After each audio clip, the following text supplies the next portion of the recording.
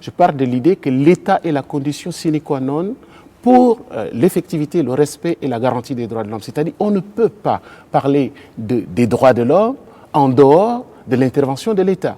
Parce qu'en dehors de l'intervention de l'État, les auteurs comme Thomas Hobbes considèrent que ces droits ne seront jamais réalisés. Parce que pour qu'il y ait le respect des droits des uns et des autres, il faut qu'il y ait une autorité investie de la force commune, c'est-à-dire ce que Rousseau appelle la res publica. De ce point de vue, normalement, ceux qu'on appelle les défenseurs des droits de l'homme, s'ils sont dans leur rôle de défenseurs des droits de l'homme, c'est-à-dire que ce sont des auxiliaires, ce sont des personnes, des hommes et des femmes engagés à accompagner l'État dans sa mission première, qui est celle de protéger les personnes. N'oublions pas que la raison d'être de l'État, c'est la protection des personnes. Et donc quand quelqu'un s'engage à œuvrer pour les droits de l'homme, s'il n'y a pas d'amalgame avec d'autres considérations, ça veut dire que c'est une personne qui est engagée à accompagner l'État dans la réalisation de sa mission première, qui est celle de la protection des personnes. Il n'est donc pas un homme politique. Nécessairement, non. Voilà.